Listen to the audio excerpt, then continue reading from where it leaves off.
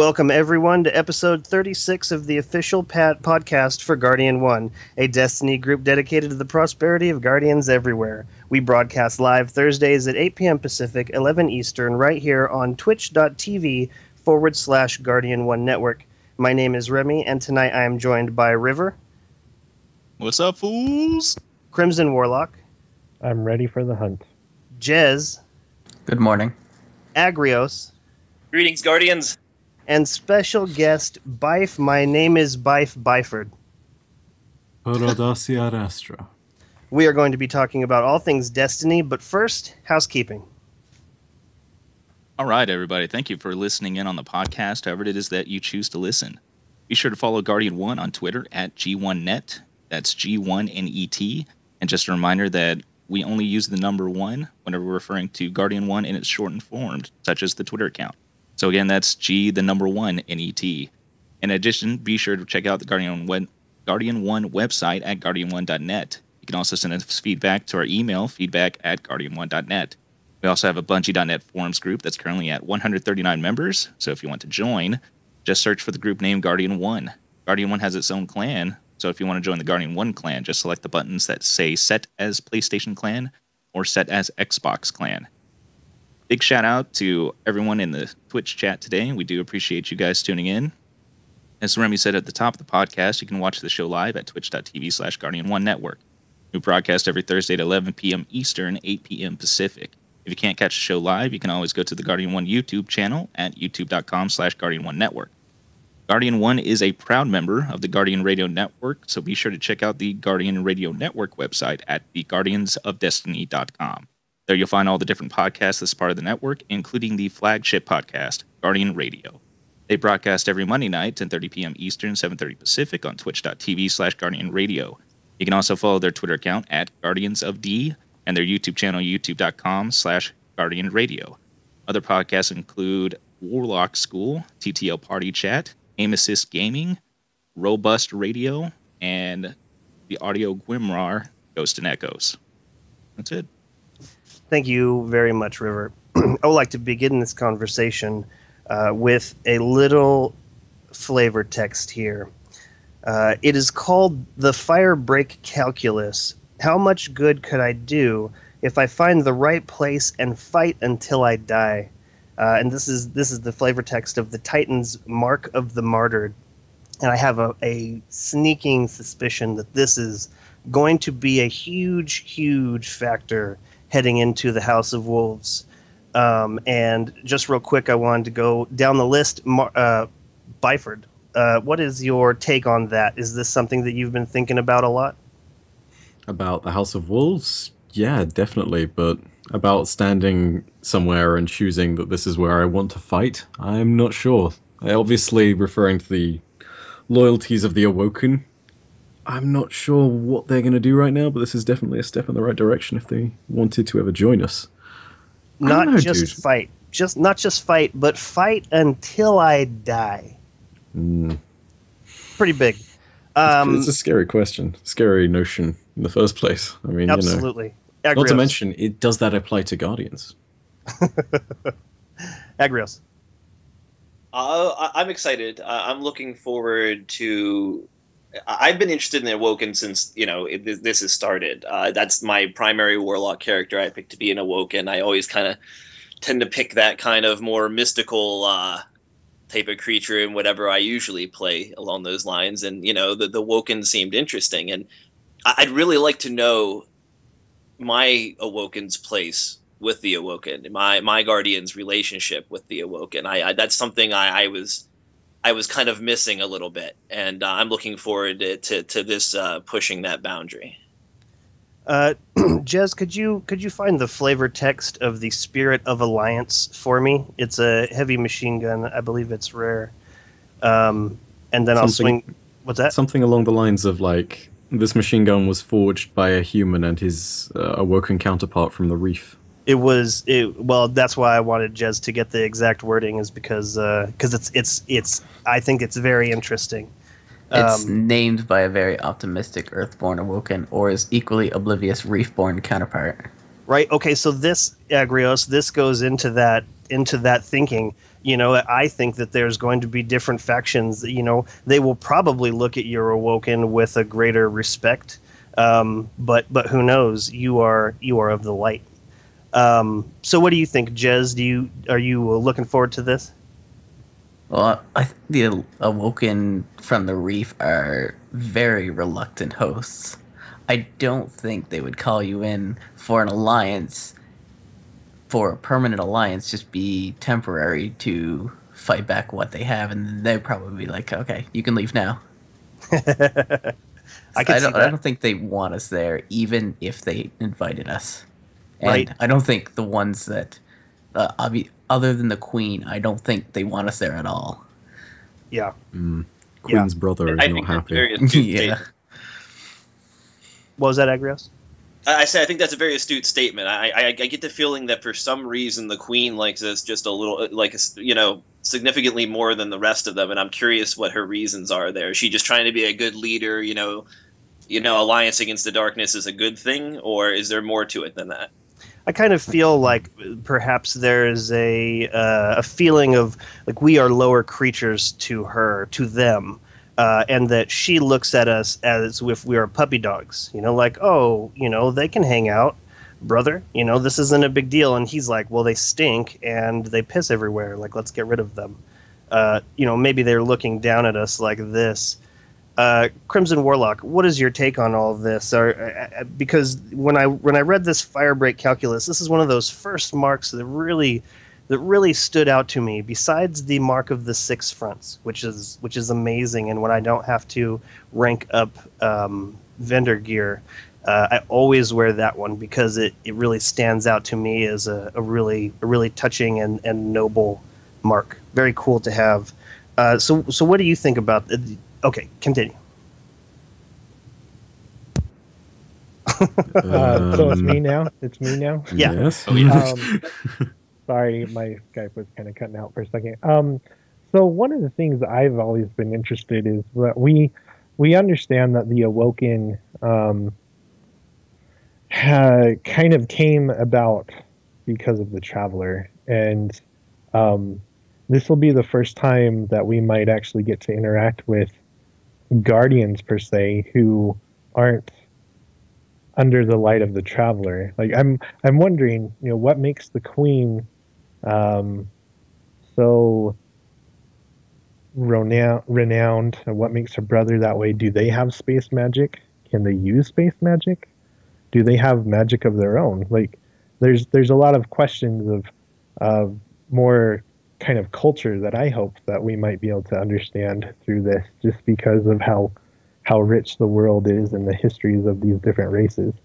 So I'm hoping that the Queen and her brother are not just passive players in this expansion, but something that we get to kind of see them in action. We get to interact with them more than just an NPC in a social space, if we even get to see them in a social space. Interesting. River. And it seems like we're talking about two different things here. What was that inscription on the deal again? That was The Mark of the Martyr, do you mean? It is called the Firebreak calculus. How much good could I do if I find the right place and fight until I die? And yes, you're right, River. We are talking about two different things, and I'm just letting people go with whatever it is that they want to, whatever direction they want to go. So I think what it is that we're just really excited for House of Wolves, man. right. We don't want to be talking about it. We want to be playing. You know what I'm curious about is whether or not we're going to see that famous scene where the crow tells that guardian, "Why is the city breathing down my neck?" Like I think that's still on the way. Like a lot of people point to that as proof that there was more content that got cut. But I really think that, especially now that we know that we've seen pictures of this reef, video of this reef since forever.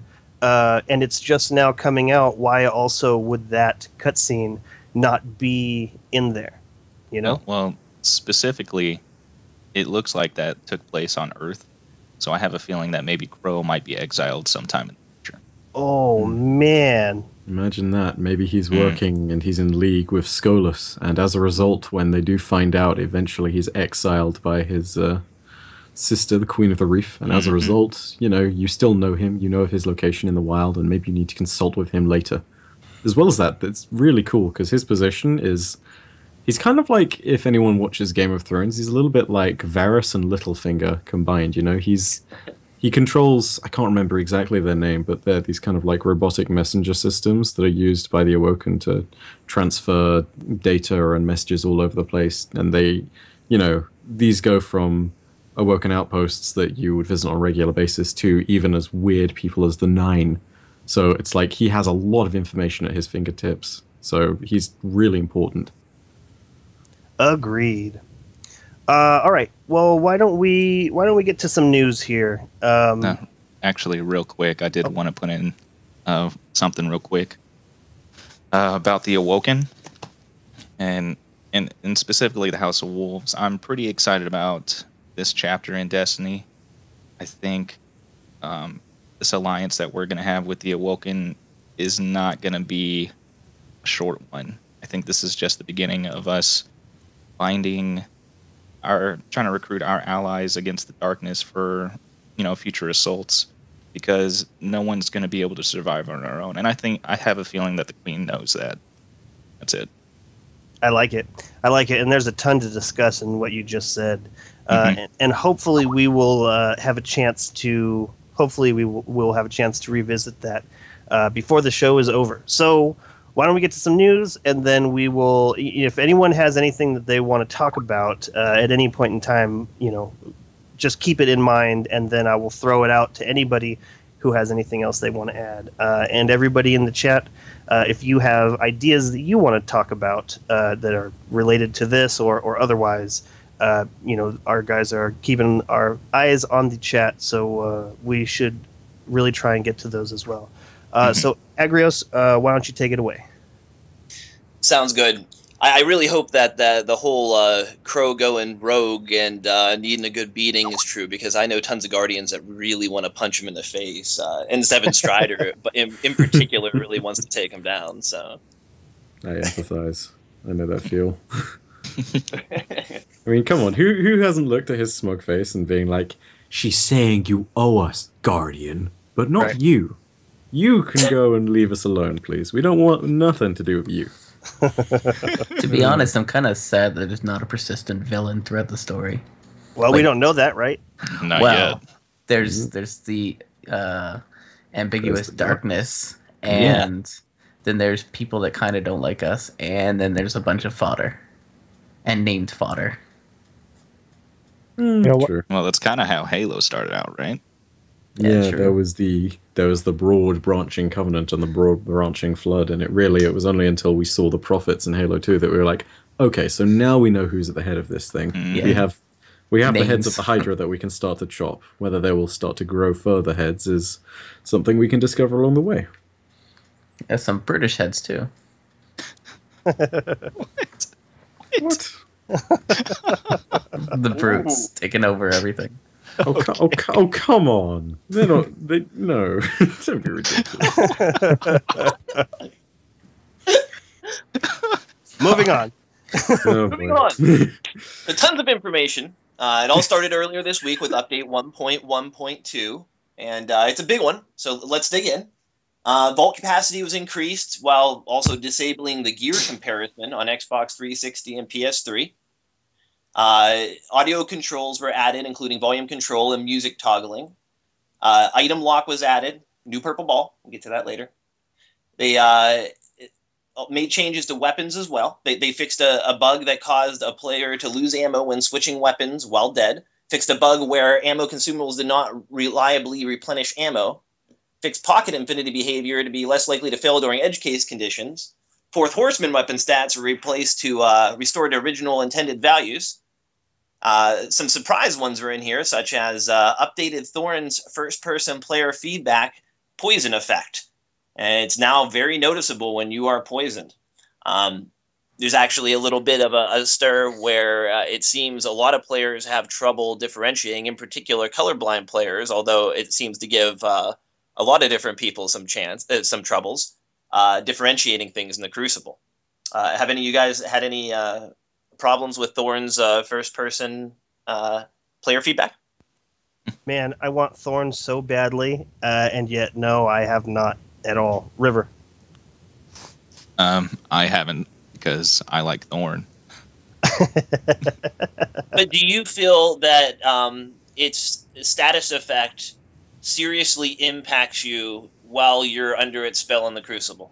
No, not me personally, but I do like the update. It is definitely more noticeable, but I've already noticed it the first time. Do you notice people more off aim now that this update went out? Not Where me. they might not be able to see you? You know Not what? me. Honestly, I've only had an opportunity to play 6 Crucible matches since the update. Got it. I personally, being colorblind, I haven't been hit by it enough to really pay attention, but I could see it being a problem, being mainly because it's green, which is one of the colors that affects colorblind people pretty extremely. So did you put on the colorblind mode and then think everything was peachy keen? I like it a whole lot better. Yes, much, much better. I mean, I didn't have trouble before, mainly because even though I had trouble telling blues and purples apart, I know what has a purple shield. I know what has a blue shield. I don't need to actually tell the color for certain. I know if it's a captain, it's got an arc shield. And so it didn't really negatively impact my performance, I don't think, before, except for the radar background. That is hugely beneficial to me. But I from what I understand, that's beneficial to a lot of even non-colorblind players. Certain backgrounds gave you trouble seeing that radar. So what about the Thorn effect with colorblind mode on? Does that actually make a difference? I haven't got hit enough times to really pay attention. I haven't played enough Crucible, essentially, to really pay attention to during that brief period where I was affected, if it actually made it difficult. I'm going to pay attention more closely now that I've read reports from other colorblind individuals, but I was probably only shot by Thorn maybe twice when I played Crucible since the update, and enough to notice the effect, but not enough to really experience playing with it for any length of time. From what I've heard, it might be worse. Like that it's blending more into the background with the colorblind mode on. I've read similar things too, but a lot of it's just discussion right now. I haven't I don't have any definitive proof myself, and why it's something like that, I guess, is hard to get definitive proof on. A lot of people don't even realize they're colorblind who are. So some people saying that, well, it's giving me troubles and I'm not even colorblind, they might not actually realize that they're partially colorblind. I think it's safe to say that probably Bife has the most time against this. Have you noticed it, Bife? I have, and I don't think it's particularly troublesome compared to what it was previously. I mean, when I get hit by it now, I definitely notice it a hell of a lot more because I'm like, oh, the whole I'm now in a green screen. Okay, cool, awesome. But the as far as I was concerned, I didn't really see too much of a change of it. If you know how to handle a thorn burn, the immediate reaction is just step away from that if you know you're not going to win the gunfight, and if you are, then it's not going to be a problem for too much longer. So with Thorn, a graphical change like that really didn't make too much of a difference. But if I'm going to say a general note on Crucible and the changes that have been made, I won't go on a humongous spiel because we'll end up talking about the meta for 15 minutes, but the we'll go on a spiel, don't worry. We actually have 20 minutes of meta time stashed aside for you there, Bife. So oh wow, that's wonderful. No, we're good. But it's all time dedicated to talking about the time that we have left. Oh, yeah. The general changes though are awesome. Crucible is now so much better than it was. Ammo scarcity is really good. The fact that you've made more weapon styles legitimate with the scarcity, so No Land Beyond, Universal Remote, Invective, Icebreaker, these exotics that weren't necessarily used before, now they have a purpose, and it's really, really good. So yeah, that's cool. That's really cool. Agrios, you were telling me the other day that you did notice the special ammo scarcity, but you didn't feel like people stopped shooting you with shotguns. Has that changed in the intervening days? No, not really. I mean, it's scarce enough that it makes you consider your use a little bit more. And if you're not careful, you can very easily go to flip to your shotgun and be like, "Oh, I have one shot. Great." So like that can happen. But as far as do I feel like I'm getting killed substantially less by secondaries? Not particularly. Interesting. Interesting. Maybe we just got some really good players down there in Florida. Well, they probably have it built around using those secondary. Their build around using those secondary weapons. You know, high speed or high agility in order to get in there quickly with the shotgun. I mean, if they're super fast, you're gonna have a hard time if you're super close or even medium range. Oh yeah, no, it really does depend on playstyle, but a lot of people have been hurt by these changes. Like, just to experiment with it, I knew that the scarcity would hit my build the first thing I did, but I fully acknowledged that this was going to happen. I was just like, okay, let's see how scarce this actually makes things. And I jumped in there with the Fell Winter's Lie, and I was just saying, okay, I'm going to blink shotgun as I normally would on a hunter, and we'll just see what happens. And you know, for the first few minutes, admittedly, the fact that you start with the ammo, that means that there's like going to be nasty rush at the beginning, and you do get a very quick first crate drop. But I found that very quickly I was dried up, and I think it also does depend on how well the style mixes with mid-range, because the minute that you pull out a Hawk Moon and engage someone somewhere else, you're obviously saving the ammunition you've got stored in your special.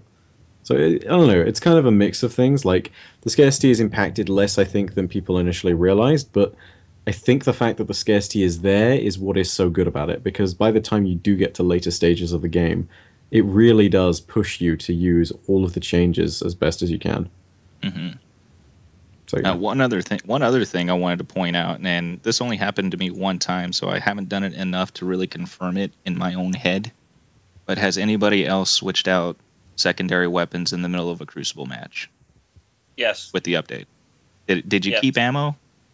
When I was dead, if I did it while I was dead, I didn't lose any Yeah, ammo. you did it while you were dead? If I did it while I was alive, I lost my ammo, all of it. Okay. But was that to a weapon of the same type? So was that from like a Found Verdict to a Fell Winters, or was that from like a Found Verdict to LDR 5001?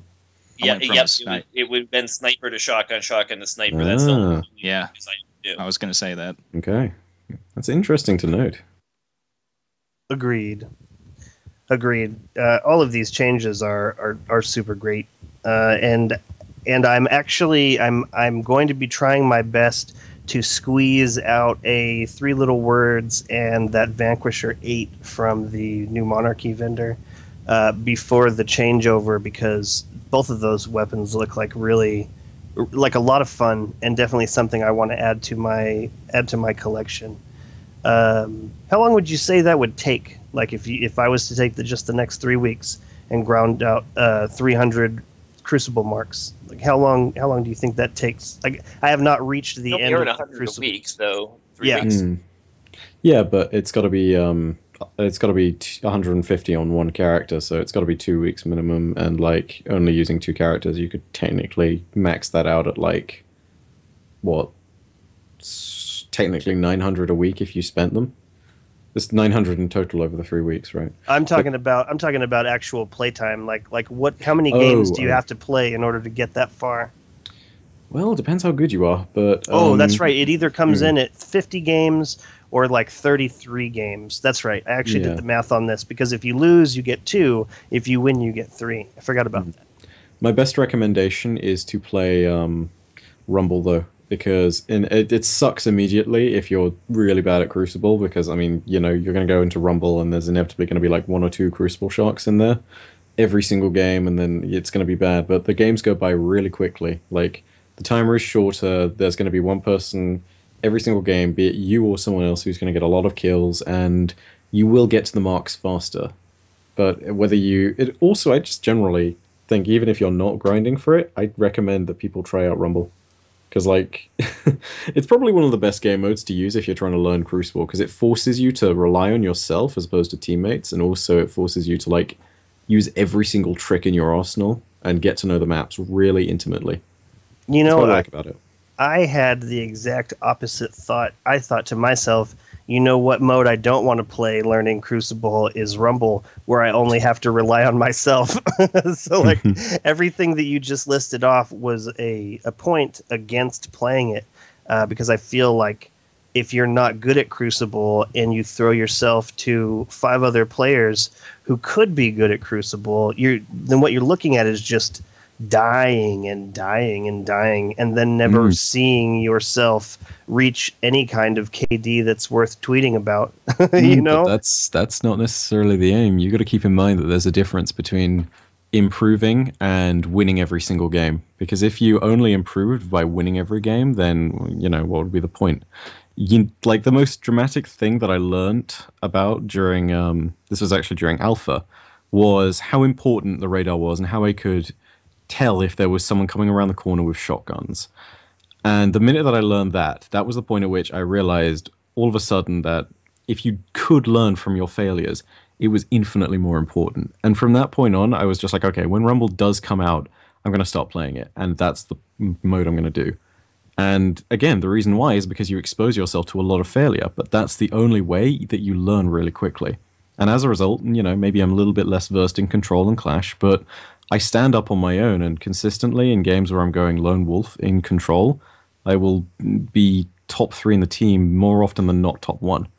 And it's all about like exposing yourself to that failure so you can learn from the lessons. And admittedly, like if you're doing it over and over again, you cannot afford to like go in there and just beat your head against the wall, It's like you've got to go in there with an atmosphere of like, okay, if somebody kills me, I'm going to think about how I died and what I could have done differently. Like you really have to go in with an open mind, but that's just my spiel on Rumble generally. I like it. I'm going to go in with a different mindset now, and then I'm not going to play it because I can't stand the rejection. Nice. I watch you sometimes tweet out, Bife, like I think it was yesterday, you tweeted out a picture where you had some kind of 3,000 points, and everyone on your team did not add up to even your score. And then on the other side, nobody even got as many points as you did.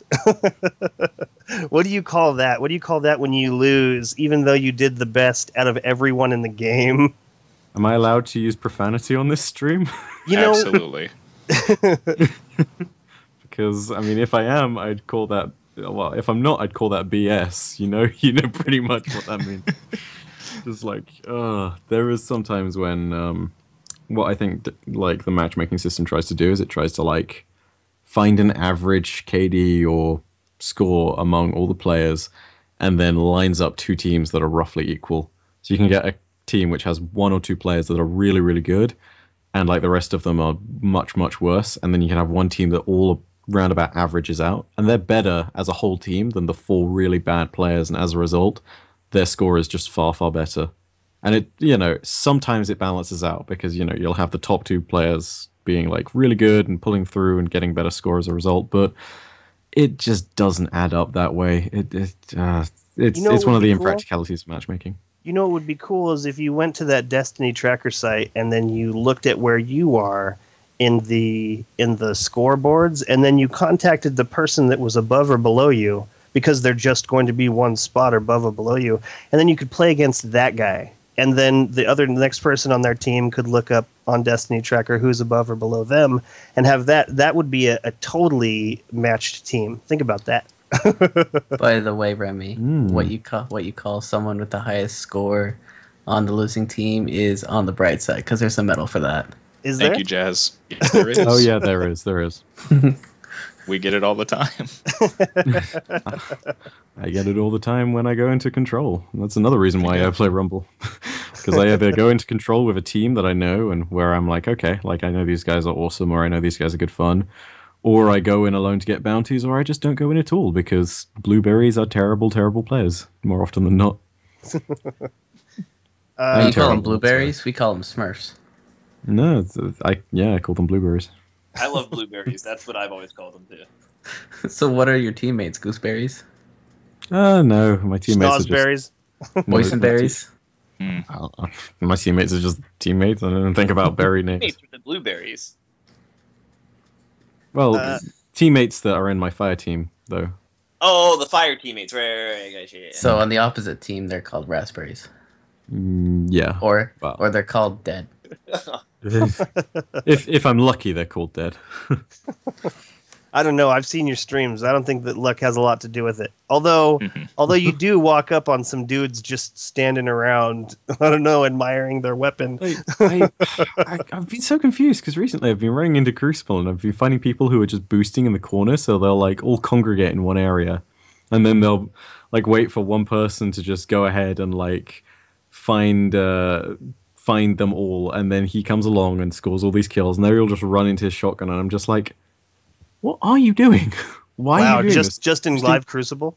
Yeah, in live Crucible. Like, it's the most bizarre thing, and more often than not, it's like a free win for me, because it ends up being like, you can intercept them on their way there, and you can just starve the one player out of points, and it tends to be the case that they're not thinking about other players on the map, so they die, but it's just really weird. I've only started seeing it recently, and I have no idea why people do it, because there's, aside from like maybe grimoire farming or bounties, there's no real reason to do it. And it's just, it's not fun. Maybe you're mistaking what they're actually doing, because what you're describing is a little something we call cowering. Like maybe they saw "My name is Bife" show up on the other team, and they're just huddled, hoping you won't find them. If they're doing it on purpose, it could also be considered pacifism. That's true. That would be ridiculous, and also good times. Like I'm a pacifist, so when I go into the Crucible, I don't shoot people. Are you crazy? Yeah. We did once play, I think it was me, More Console, and Oki. We once went into a game, and there was literally one person who would just walk up to us on the enemy team. And we started killing them with shotguns at first, and then we noticed that they weren't firing back, and we were like, what? We didn't care not to start killing them, because we were like, come on, this is a game of Crucible. We're going serious. But he never shot at us once. It was so weird. He was trying to start a dance party, Bife. Maybe. It's totally plausible. It's happened. Sure has. Okay, so let's just open this real quick. The vault comparison, lock weapons, poison blinding, and colorblind mode. I tell you what, as a user of the last gen 360, apparently I never ever used compare mode in the vault, because I had to remind myself what it was that was different between next gen and last gen. And when I remembered what it was, I thought, oh yeah, I just never used that. There has never been a point in time when I thought I will compare what I'm using to what's in here. I kind of feel like I know the weapons better than that. Like I know that if I'm looking for this shotgun, if I'm looking for this sniper rifle, mostly because I wait to compare when they're in my inventory. But yeah, so if anyone has anything to add on this, go ahead and throw it out now. Otherwise, we'll send it to Agrios and move on to the next topic of discussion. Alrighty then. So, the white nail perk no longer triggers on immune targets. Now, this is a bit of an issue one here as well. They appears that white nail perk is also no longer triggering when it should many times, as well as still triggering on immune targets. Now, I know myself, I had the white nail perk since the update, go ahead and still trigger when one of my shots set immune. So I know it is still triggering when you shoot an immune target.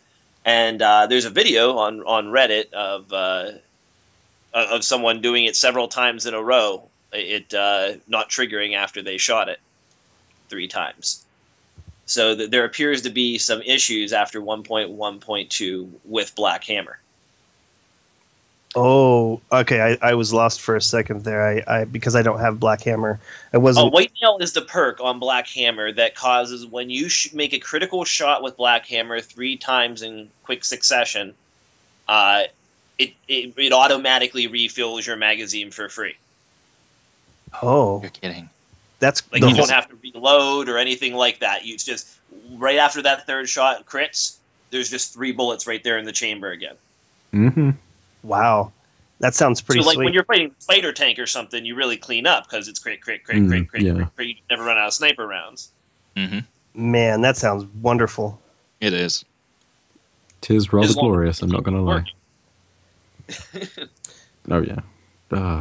Like when the original changes came around to Black Hammer, I think the original thing they discussed as the problem for all this is kind of similar to what it is now. It's kind of that problem where if you are coding a game like Destiny, as they've said before and as they've demonstrated, you have a lot of different maths in all the coding, and sometimes the maths collides with other mathematics, and it just one thing will be fixed, but then it will offset something else. So a good example was with some of the exotic weapon changes they had in a hotfix some time ago, where they actually accidentally nerfed Thorn when they when they added that patch in. So the minute that people threw that patch on, they were expecting like all these exotic weapon changes, and it was like, oh god, what the hell is going on? So yeah, this is nothing new, but it's kind of still disappointing that this stuff is happening. But yeah, it could be worse, I suppose. Could trigger in no instances whatsoever. So yeah. Well, speaking of accidental nerfs, the Fourth Horseman weapon stats are now restored to their original intended values. And I've also read reports, I haven't confirmed this for sure myself, though, that they have restored some of the accidental nerfs from the last update to the Vex Mythoclast and Universal Remote and the other primaries that are secondaries as far as the ammo nerfs and things go to them. Reports are that they have undone some of those accidental nerfs from the past. Pocket Infinity behavior is less likely to fail during edge case conditions. Less likely. I may have actually read those two before, because I think we made it down to the next one. Thorn's first-person player feedback. Poison effect has been updated. Yes, okay, so I went back here. Hold on. Yeah, there we go. Defensive reflex on the Don't Touch Me perk no longer triggers on throwing knives. Performance bonus ammo on fusion rifles is reduced to match shotguns and sniper rifles. They fixed an issue introduced with 1.1.1 that allowed Icebreaker to persist ammo after respawn. Now, I know I thought that was I thought that was a fix in the last update when that appeared. I mean, it wasn't listed as something they were doing, but it was like, oh, you respawn with Icebreaker ammo now. Well, unfortunately, that has been revoked. Got it. Moving into the world, players can now choose to wear their helmets in social spaces. Big change in the tower. Helmets everywhere. The bare face is now the exception and not the rule. The quest loot pyramid baubles are now easier to spot. When you kill a strike boss or any of the named enemies or yellow enemies, many times they drop one of those silken codexes or whatnot. The pyramids that represent those are now easier to see. Perhaps they'll stick out of the bodies a little better. They added quest indicator badges to the tower when a quest is either completed, and ready to turn in. There's something wrong there. They increased Crota's Bane reputation rewards on Eris Morn's bounties. They fixed a bug where Major Thralls had 2 jaws and 2 left hands. I unfortunately never got to see this. I would love to see a picture of this. Yeah, I don't even know. That was when I read that. I just read over it again because I thought I was hallucinating. I was like, "What?" Well, Seriously? I thought the ball thing was a joke too. So Don't joke about the ball, man. Praise the ball. The ball is our savior. Seriously. That's what I hear. So they also fixed a bug where players' equipped items did not receive experience from completing missions. This, I believe, refers to the fact that now when you do your daily mission, the daily special story mission, previously you could, right before the timer came up, if you wanted to equip all different armor, if you needed to, because you got a huge bonus to the experience of whatever armor set you were wearing when that leave the zone timer would come up at the end of the story mission. Now, apparently, it also refills it fills your experience in your weapons as well, which is pretty huge because it's a decent experience buff you get from the daily. Man, I always thought it did. Turns out I was wrong. Yeah, you only got experience from using your weapons during the daily, no bonus at the end. And the XP would only go to your subclass, if I'm not mistaken.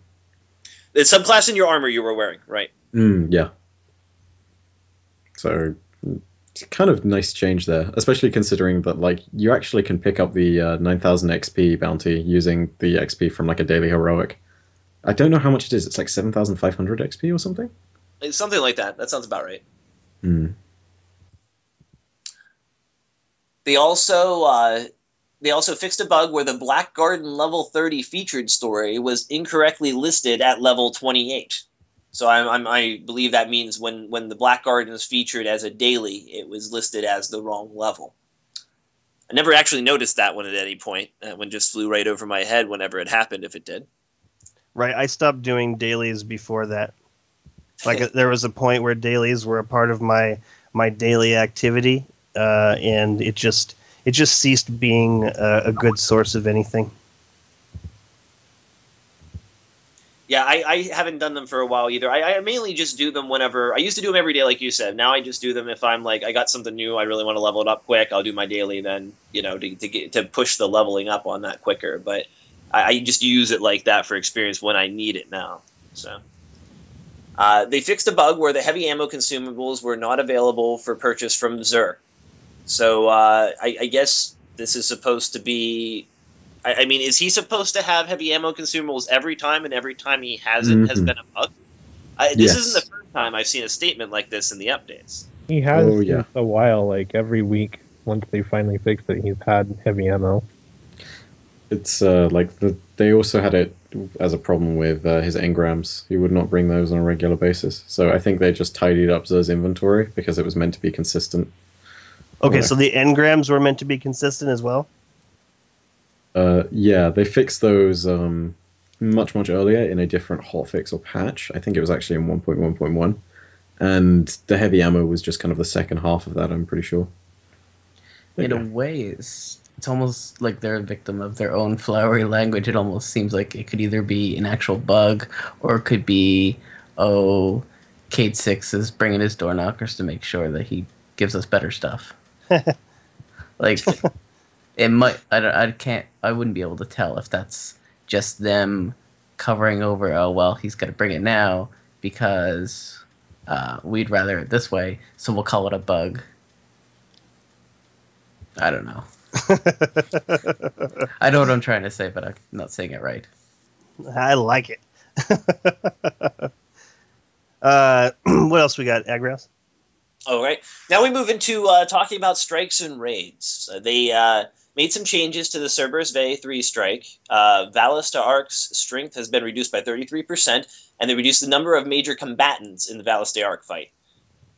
They also made changes to the Dust Palace strike. They reduced the number of major combatants in the Scion Flayer fight and lowered the strength of the Scion Flayer's shields. Now, I personally haven't run either one of these strikes since the update yet. Haven't got around to partaking. Have any of you given that a try and noticed anything different? I have not. Anyone else? No, I've just been doing Crucible ever since things dropped, and Crucible and Nightfalls and raids. Got it. River, how those Scion Flayers treating you? Yeah, what's a Scion Flare? Hey. All right. This Dust Palace, this Palace of Dust. I don't even know what that is either. That's in like a story if, mission, like, right? the PlayStation people signed a petition, they give this stuff to you guys already? Well, pretty much. I'm sure there's some like PlayStation tribalists who would be like, no, we don't want the Xbox people to have any of this, just Like, for the sake of seriously. spiting Xbox people. But it's really not that great. It's just it's symbolic more than anything else. I heard that Moon of Hawk is pretty good. Yeah, Hawkmoon is the only really good thing that you have as an exclusive to PlayStation. I'll be 100% honest. And not even everyone who has a PlayStation has that. I might as well be playing on two different Xboxes because I haven't gotten any of the PlayStation exclusives. I mean, some of the Armor, but yeah, I have not gotten the Hawkmoon. I'm very much looking forward to it someday. Maybe I'll get it when it comes out to Xbox when everyone else doesn't have it. You'll get it just on PlayStation, just as they make it not exclusive anymore, and then you'll be like, I got Hawkmoon, and everyone's like going to be like, oh man, that was so 2014. Jeez. Right, Well, that'll be at after that Hawkmoon point- 2 comes out. At that Oh, point, yeah. Xur can bring it. Oh yeah, that's a good true. point. Yeah, I'll get it when Xur brings it. That's just how I feel. Moving on. Moving on into raids. Vault of Glass. The Vault of Glass will no longer display as a highlighted activity notification despite players' best efforts to remove it. I can't tell you how many forum posts I've seen where people are like, oh my god, how do I get the exclamation point off Venus? Help me. It's like an OCD thing. It bugged the hell out of me. Really, this has been a problem for you, River? Absolutely, it has. I just can't stand that little flashing thing right there. Every time I go to Venus, just flashing at me. It's like taunting me. It's like a lesser form. For how many months now? It's a lesser form of that bug when everyone switched weapons, and it would just come up. Oh, look at all these stats you just unlocked. Oh man, that was horrible. Yeah, I hated that I'm so so much. glad that's done. So glad. Oh, that's a problem for you, huh? See? Yeah. I guess I don't hang out in orbit as often as you do. Just get there faster. Right? Apparently. They also fixed a bug where splash damage could penetrate the Aegis bubble. I figure this must be along the lines of where if you're in the bubble in the center and you the relic holder would move, the damage would penetrate. Has anyone had a chance to test this out?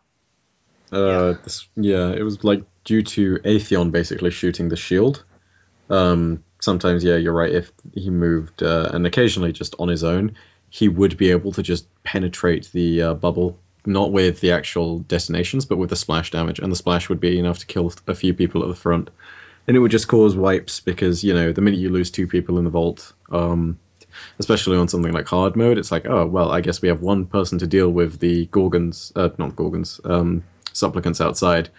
And for some raid teams where the person is maybe not experienced with dealing with supplicants on their own, that to some people, 12 supplicants is just an auto wipe. Like I know that, like in my raid team, I trust anybody to deal with that number of subs and just be totally fine with it. But I know that there are a lot of raid teams out there who would really struggle with something like that, even if they were level 32 and had all the right gear. It's kind of interesting that they're fixing this particular bug because it almost seems more of them legitimizing that strat. Like the one where you stand in the center? Yeah. Well, that's legitimate, anyways. It's a legitimate strat, you know. It's not like you're not pushing Atheon off the edge. Oh no! I'm not saying it's like a. I'm not saying it's like a cheese method. I'm talking about like, just kind of them saying, okay, this is one of the ways we expected people to do it, or one of the ways that we like people doing it. Whereas, like most people, well, not most people. I'm probably in the minority, but most of our strats are just holdovers from normal mode, where everyone still sticks to their sides, just like normal. Well, I think regardless of what strategy you used, I mean, they obviously intended you to use the bubble to protect yourself from Atheon while shooting him during that time being ticking down. And regardless of where you're doing that from, this bug could have affected you. I mean, if you ever heard someone say, make sure you don't, bump the relic bearer, that's what they're saying. Is if anybody jumps in the bubble anywhere and runs into him and he takes a couple steps forward, any of the shots of Atheon hitting near the bubble, the splash damage is going to penetrate the whole bubble. See, our relic bearers shot. They used their super. They didn't bubble. No, I've never had anyone shoot the super at Atheon. I've always worked the bubble.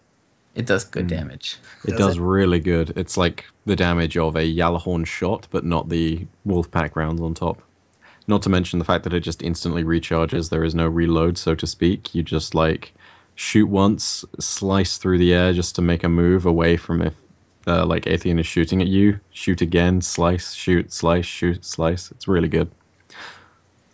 Not to mention, like, I personally didn't use the center bubble strat, but like it's good to see that that's fixed, because I hope at least it does give you this kind of like equal 2-way street to go with it, right? You had either kind of everyone jumping around on the sides using Yalahorns and just doing huge DPS, or you had everybody in the center with icebreakers and auto rifles or scout rifles or whatever it was. I honestly, though, even though I brought this up, I would be kind of sad if they made the way to kill him stricter, that you could only do it one way. That would it seems like that would be antithetical to what their plan is. Yeah, I don't know. Like I feel as though like as long as you're accomplishing a certain set of objectives, any other things you do are fine. So Yeah, like on that's what I mean. Crota, as long That'd as you be pick up the sword and smack him in the face and don't pull your cable out, that's totally fine. Yeah, I think a lot of times Bungie is just ready to see how creative their community is with their level design. Solutions. Yeah. It goes in line with what they do so much. I mean, look at the policy they had with Halo. You know, when they originally made Forge in Halo 3, it was made as just like a map editor that you could use to just edit the placement of weapons and such to, you know, change up the gameplay experience slightly. And then people were like, hey, I can add crates. Let's make some maps, dude. I want to build a fort. Yes. Raid my fort, yes. bro. Like, the minute that Bungie sees players doing something, they innovate on it. It's kind of like it's kind of the reason why they added all these new effects to the ball, because they were like, okay, let's see what people do with this. People really enjoyed just passing that around the tower, even if it was just, you know, not really adding too much to the game. It was something that players enjoy. So you add on things that people enjoy, and you help complement the experience and allow people to expand even more. You know, like people making little forts turned into people making forge art. I mean, think of that progression and think of how crazy that is. Man, I want Forge mode so bad. We need to stop talking about it now. Also, Oh, yeah. same thing with Vaulted Glass. I haven't raided in so long, and all this talk is making me excited for hiding in that bubble and shooting the hell out of Atheon. I just want Fatebringer, man. Right? Oh, I need that's Yeah, favorites sweet. too. I've tried Favorite. farming that thing forever. Can't All get right. it. If it's any So, consolation, I know your pain, but I did just get my last exotic, so I'm not going to deal with any Congratulations. of that nonsense. right? Finally got my Congratulations. Yeah. When all of your wishes have been granted, many of your dreams will be destroyed. Okay, And so then destroyed on May 19th. right, Mm. it's double bad times. Oh, yeah. Okay, so let's move on. Moving on. They let's see here. They also improved issues associated with walking through the teleport. So I assume that means if you've ever had this happen to you, when you go to come back from Never Never Land back to the main Atheon battle, and you run through the port, and you're just run right back into wherever you were, instead of coming through the portal, you're just facing the other direction now, or something like that. I know it happened to me numerous times, so I'm hoping that's what this fix is. I haven't had a chance to run it once again. Yeah, I believe that's the fix, but also there was the one glitch that occasionally would happen where you'd walk through the teleport and you'd be stuck infinitely teleporting back and forth at really high speed between the two Yes. zones. So it'd just be kind of it was roughly the sound you would hear, and everyone would know that you'd all of a sudden broken the vault. That's going to Yeah, be a they- sound clip. I saw the fix for this, and they kind of like got rid of the teleportation visual cues. Like it doesn't feel like you're having to push your character through a wall as you teleport. You just kind of boom, you're Yeah. through. Ooh, It's Yeah. just more instantaneous. It's a lot faster. that sounds awesome. Definitely. That sounds way awesome. It's way smoother. It's very good. All right, so Crota's End. The fixes there are pretty good, I have to say. I've had some experience with them so far. Crota will now wait until fully standing before a sword attack. Fixed a bug where the sword immediately despawned after killing a sword bearer, and swords will now last a full 30 seconds after being picked up. What was the timing before? I That's think how it was supposed to be before. I'm assuming that they had clocked in swords disappearing too early. Every once in a while, we'd have our sword bearer going up for the second downing and be like, "Its sword disappeared." And be like, "What? You couldn't have had it that long." And It's that's kinda what messed I'm up. hearing this that's there. Yeah. like it's if you get the sword within 15 seconds, you get the full 30 seconds. But after that, it's It starts somewhere counting around- down. Yeah, it starts counting down. So if you like pick it up in 25 seconds, you only have 20 seconds with the sword or something. And they fixed that? Mhm. Yeah. Awesome. Very awesome. And the sword despawn, like for me, we'd always run into that issue if someone like Oh, killed yeah. the sword bearer and then shot Crota. Like if people were shooting Crota before the sword was picked up, that's what we always Oh, found, like such a problem. despawn the sword, and it was so frustrating. Mm. Also, there were reports of if a cursed thrall blew up near the sword, it causing it to despawn. Oh yeah. Like I think the big issue for all of this was the minute that the sword moved, you had it interacting with the world, and either it would interact with the world and it would be on a slope, and for some reason that would cause it to fall through the floor and technically disappear because it immediately gets sucked down to the point of gravity. So that's like any floor that it happens to land on. Or alternatively, the thralls would move it and they'd basically cause the same thing to happen by forcing it to move. Like that's my best understanding of what the code behind all of that was meant to do. Agrios, do you know if they fixed picking the sword up? Because I know a lot of times you'd pick it up and then it'd be on the ground again or something. Like, do you know if they No fixed reports that? of that. Like, there's no reports of that specific issue being addressed, but there were a couple of other stealth fixes not listed in the update that I'll get to in a bit here. So other fixes like that they didn't note aren't impossible. Well, all right then. Moving on.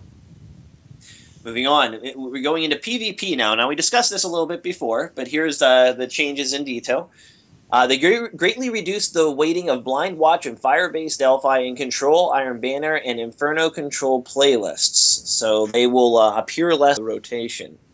They fixed a bug where a player that was killed by an enemy could commit suicide and be revived for points, which was could be a game-deciding exploit in tight matches.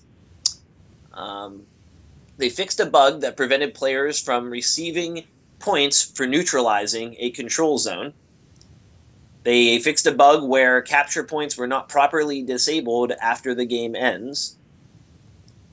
They added incremental revive timers to skirmish and salvage. Each time a teammate revives you, it takes longer before you can be revived again. Currently, plus 5 seconds each revive. This is a pretty big change, and they haven't...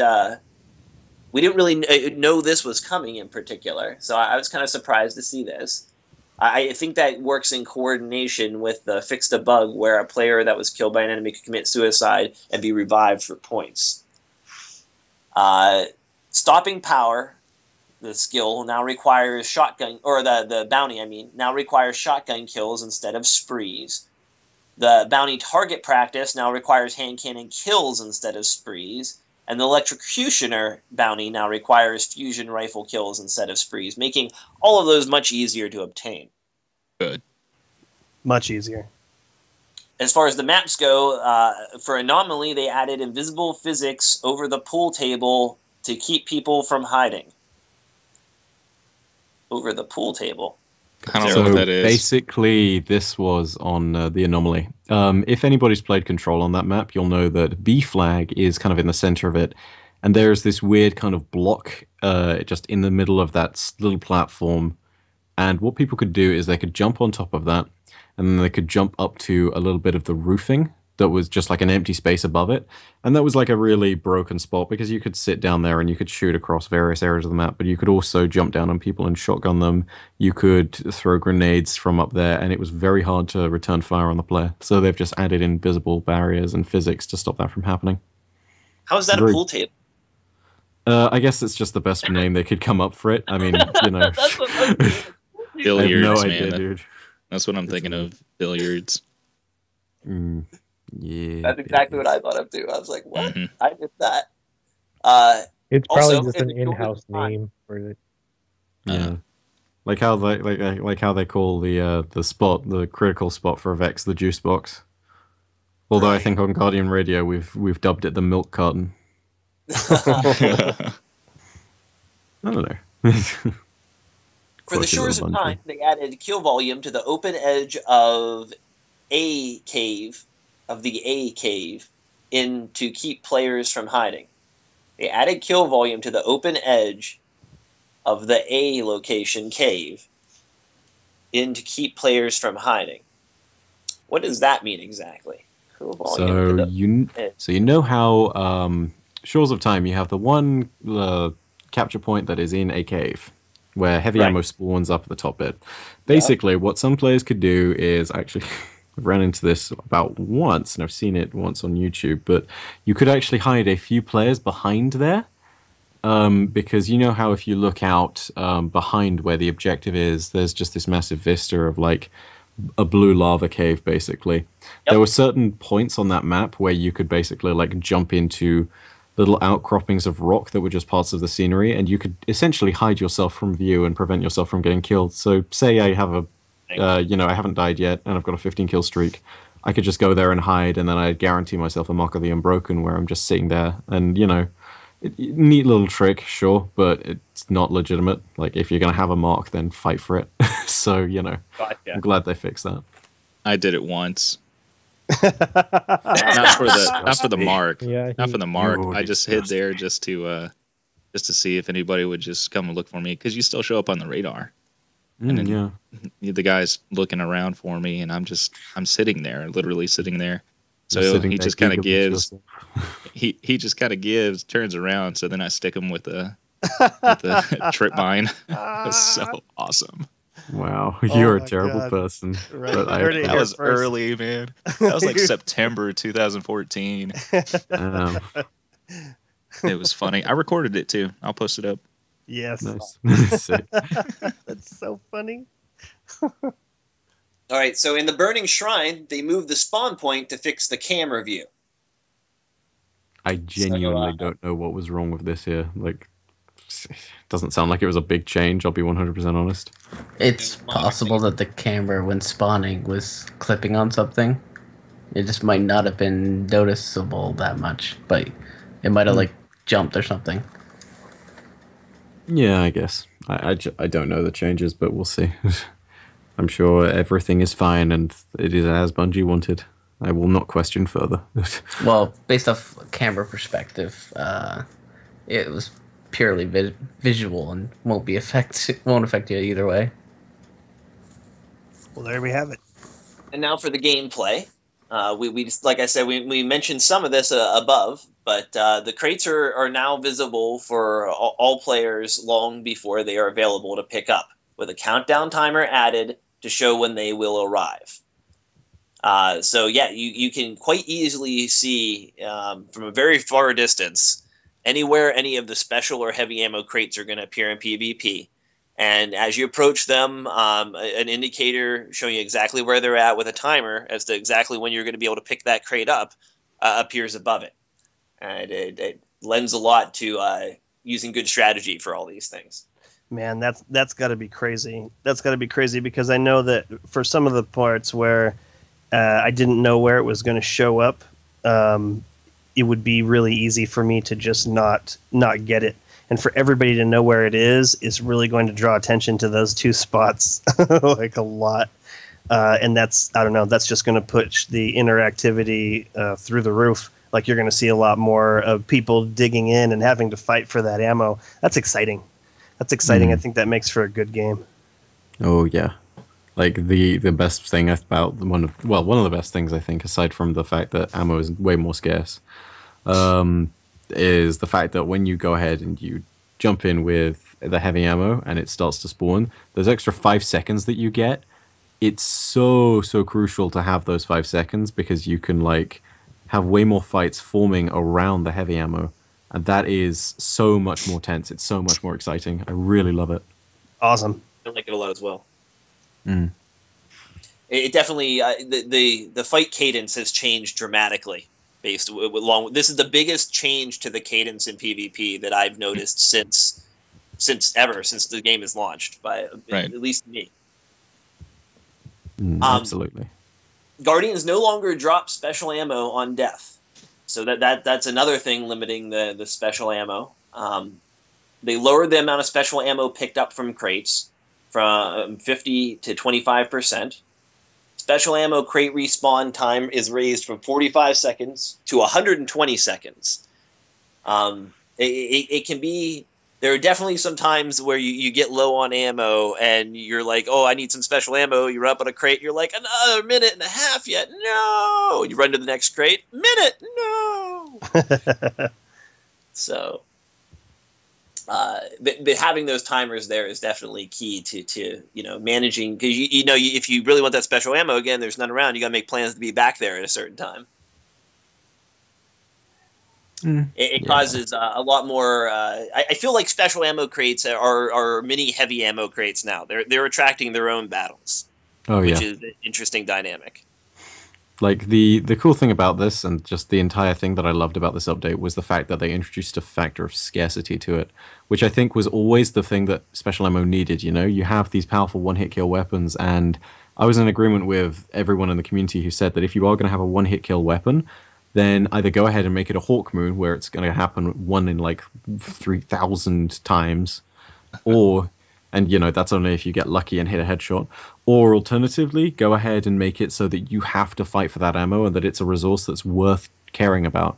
Because like the minute I pick up a sniper rifle, you know, I am immediately saying I'm going to go for this particular style of play and I want to use a weapon like this. And if you had freedom to use as much ammo as there was on the map, then that really was a problem for anybody who wanted to challenge you. And this was way more relevant with shotguns, obviously, because, God, who hasn't been killed by a shotgun in the Crucible? They were just exceptionally powerful. But the minute that you jumped in with any of the special weapons and you decided to use that as a primary, like, you would need to be very, very harsh when it came to using other primary weapons just to keep up. Like, I think the fact that special weapons were so prominent is part of the reason why the meta in Destiny right now is so cutthroat, you know? It's like completely centered around hand cannons and pulse rifles and, you know, weapons with very high kill times like the Mythoclast. And obviously people would have gravitated to that anyway, but I feel like there's been a lot less exploration into other weapons that have slower kill times and maybe just require a different playstyle. And I think it's just made things stale, but now it's been fixed, and the scarcity is really, really good. So kudos. Absolutely. They have also increased the drop radius to help with the special ammo. So that's the one change that'll help keep getting you special ammo is when that blueberry runs over there and pops that crate, and you're more than the 20 meters away. You're good the whole way up to 100 meters. So there's a good chance there may be special ammo waiting around the corner for you. You don't even know is there, because 100 meters is a pretty sizable chunk of distance. Yeah. They also slightly increased interaction time on the special ammo crate from 0.1 second to 0.8 seconds. So it takes a little longer to pop it. They reduced the number of special ammo crates on the map and relocated them from 6 to 8 crates to 3 to 5 crates per map. So you may run for one of your favorite special ammo crates to refill, and it might not be there waiting for you. So you're going to have to relearn the maps in those cases. The special and heavy ammo bricks now despawn when a player dies or on a timer. 20 seconds for a special, 30 seconds for a heavy. So if you're confident you can stay alive and you want to leave your heavy ammo brick lay, you're safe for a solid 20 seconds of letting those rockets pop. But that's it. There's the wave of heavy, and you either get it or you don't. Heavy ammo now lets everyone know which player or faction picked up the ammo. So now you know exactly what's going on somewhere else in the map. And increased warning time on heavy ammo from 10 seconds to 15 seconds, allowing you a lot more time to get there. So all in all, lots of changes to PvP there. Oh, glorious. So who's going to point that part out? Which part? The part where they say faction. What do they mean by that? Well, having played Crucible, it says if you're in control... Well, if you're in Rumble, it will just say the player's name. But if you're in control, it will say either Alpha or Bravo. So there's your faction. It's another word for team, I think. I don't know. It's an odd choice of words, though. I agree with you, River. Could be something there. Capitalized. It's a capitalized faction. I don't know. Odd. I won't believe it until I see it, but maybe it's something to do with Trials of Osiris. But even so, it's just I don't believe there's anything more to it. I think it's just Alpha or Bravo or enemy. I don't know. I've been wanting for a long time there to be faction wars. You know, whatever mark you're wearing right now. You know, if you're representing Dead Orbit, you're gonna have other Dead Orbit on your team. I think that would be really cool. I think we all have, really. They brought that into Trials. I want multi-team battles. Me too. In general. Yeah.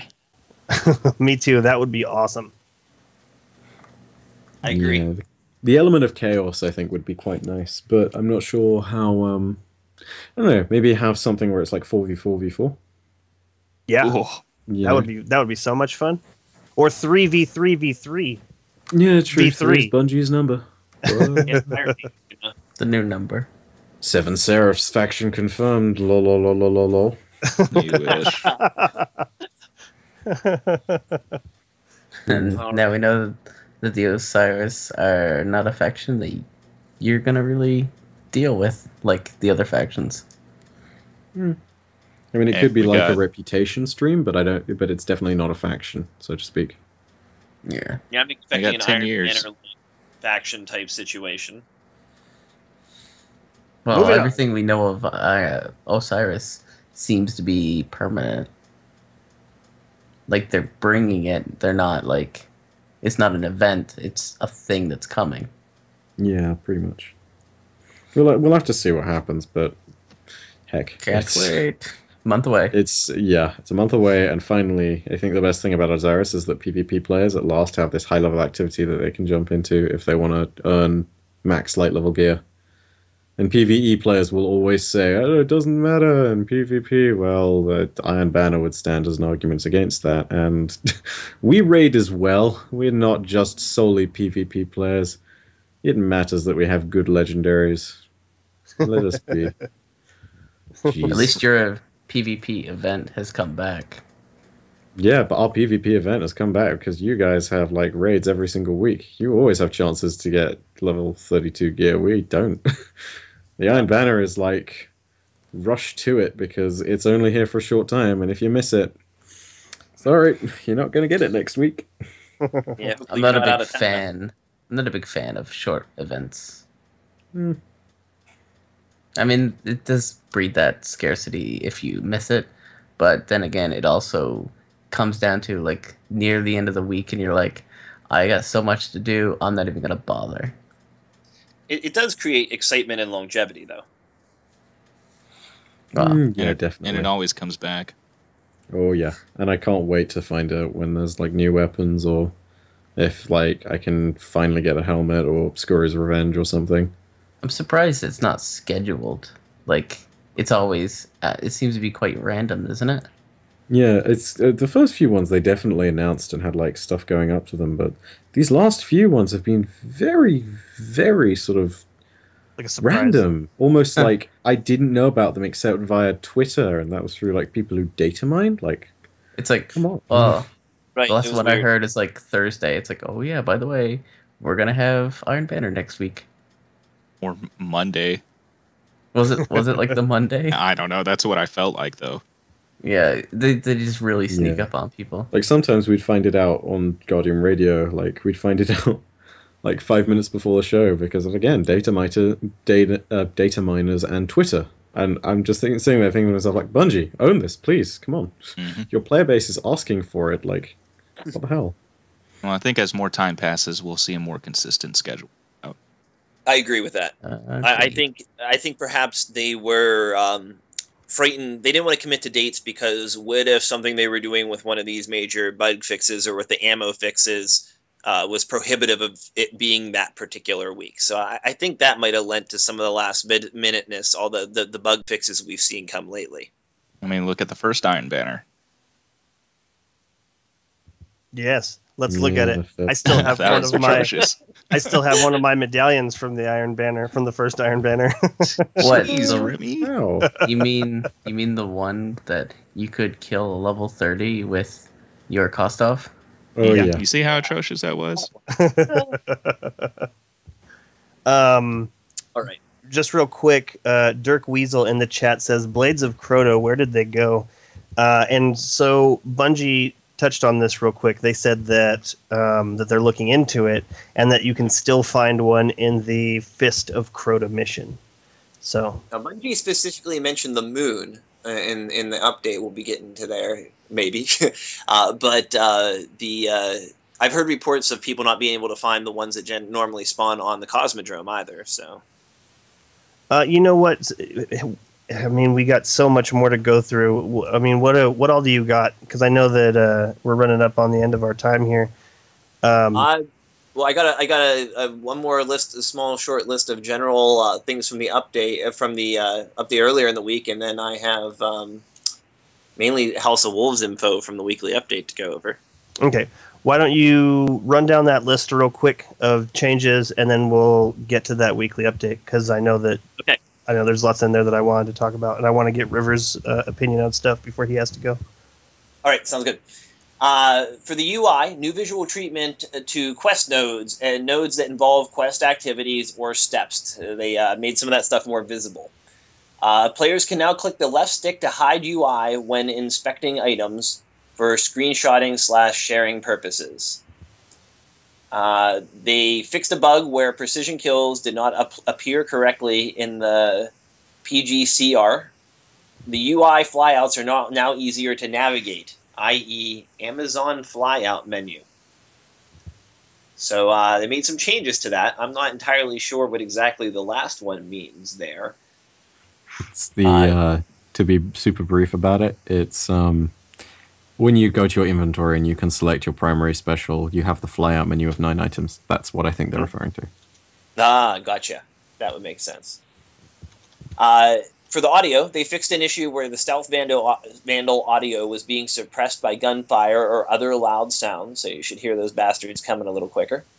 The Titan Word of Dawn now has audio indicators at low energy, so players can more easily read when it will time out. Now, I've seen players request a timer, like a buff timer of sorts for the Word of Dawn, and it has always flickered slightly just before going out, but it doesn't give you much notice. So hopefully the audio cue will help. Players walking into enemy Words of Dawn now hear a sound when blindness is applied. Although I don't know that we really needed more notification other than the fact that we can't see anything anymore. Instead of just, oh god, my eyes, I feel like I've been pepper sprayed. Now it's, oh god, no, my ears are gone. Oh god, this hurts. Ow. Is there a way to tell friendly Ward of Dawns from enemy Ward of Dawns? Because it kind of seems to me like that sound would have been a lot better applied to right before you entered. You know? By the dude standing in it. Well, I know, but what if it's just standing there? Like I've come across Ward of Dawns that are completely empty, nobody on my radar, and I don't know if I want to run through it or not. Honestly, if there's no one on your radar, it's not terrible taking the chance. Because, if there's nobody there, then who's going to kill you, right? I don't know. I mean, even if worst case scenario, you do get blinded, and all of a sudden, oh, what a shame. You do still have a ward that works both ways. You know, you can still take advantage of it. And now you know it's not friendly. Yeah. And now you've learned a little bit of information about your enemy. Right, and thank goodness that sound is there, too. I remember when the game came out and people were complaining about the Voidwalker's void fields.